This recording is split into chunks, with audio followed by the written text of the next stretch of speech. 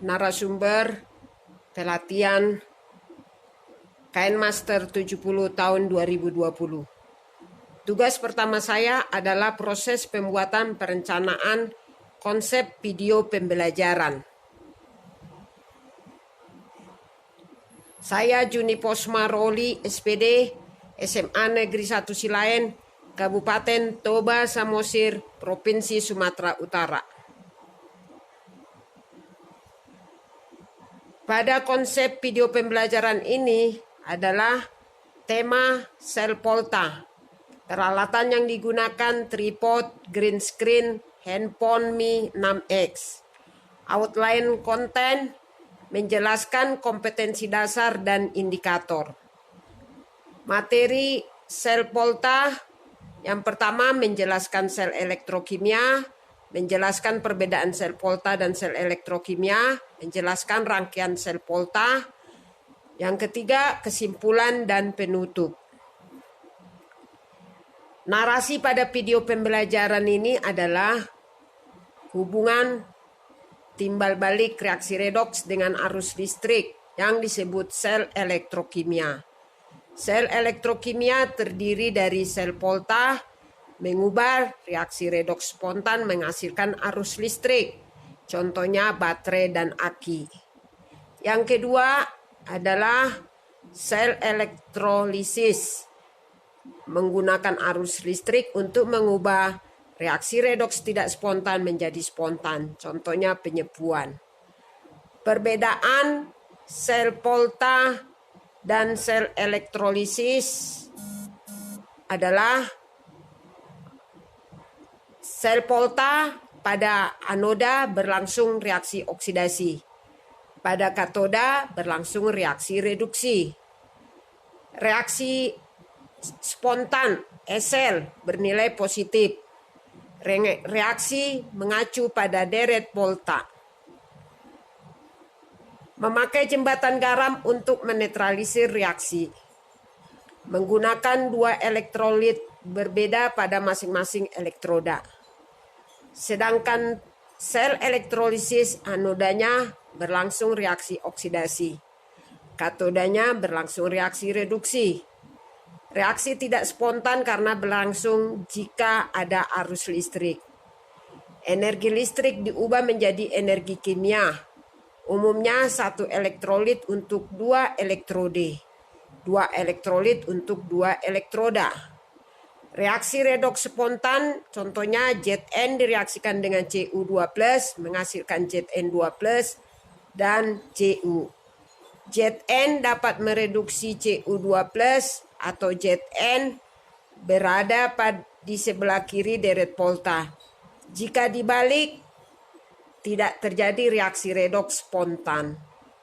Deret Polta urutannya adalah litium, kalium, barium, kalsium, natrium, magnesium, aluminium, mangan, zinc, krom, besi, nikel, kobalt, timah, timbal, hidrogen, tembaga, air raksa, perak, dan Au. Deret kereaktifan semakin kiri, logam semakin reaktif, semakin mudah melepas elektron. Yang kedua, logam merupakan reduktor yang semakin kiri. Semakin ke kanan, logam semakin kurang reaktif atau semakin sukar melepas elektron. Kationnya merupakan oksidator yang semakin kuat. Rangkaian sel Polta. Elektroda logam Zn adalah kutub anode atau tempat terjadinya reaksi oksidasi. Zn berubah menjadi Zn2+ tambah 2 elektron dengan potensial elektroda standarnya 0,76 volt. Elektroda logam Cu merupakan kutub katode. Reaksi reduksi Cu2+ mengikat 2 elektron menghasilkan Cu dengan potensial elektroda standar 0,76 volt. Reaksi sel Polta, Zn direaksikan Cu2+ menghasilkan Zn2+ dan Cu dengan perbedaan potensial sel Volta 1,1 volt. Zn teroksidasi menghasilkan elektron. Elektron mengalir dari logam Zn ke logam Cu. Elektron diikat Cu2+ sehingga menyebabkan di anoda kelebihan Zn2+ dan di katoda kelebihan SO42-. Ini akan dinetralisir oleh NO3- yang terdapat pada jembatan garam dan SO42-. Dinetralisis oleh Na+ sehingga menjadi rangkaian tertutup. Jika diukur dengan voltmeter maka akan didapat perbedaan potensial sel 1,1 volt. Dari mana diperoleh? Silakan lihat di bawah ini. Notasi sel atau diagram sel adalah katoda, jembatan garam katode. Zn berubah menjadi Zn2+, jembatan garam Cu2+ menjadi Cu. Potensial sel volta adalah SL sama dengan E0 katoda dikurang E0 anode. Atau SL sama dengan E0 besar dikurang E0 kecil.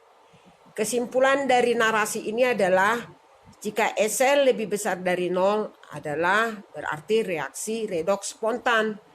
Jika SL kurang dari 0 berarti reaksi redoks tidak spontan.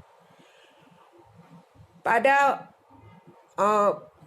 pembuatan video pembelajaran ini menyiapkan stock odds, menyiapkan gambar ya, menyiapkan audio ya, merekam video ya. Jumlah sen atau pengambilan gambar video adalah 10 slide. Kamera yang saya gunakan adalah kamera smartphone merek Mi 6X. Kondisi baterai full. Peralatan pendukung penggunaan, saya tidak menggunakan lighting ataupun mikrofon. Video backgroundnya adalah kain hijau, teknik green screen ya.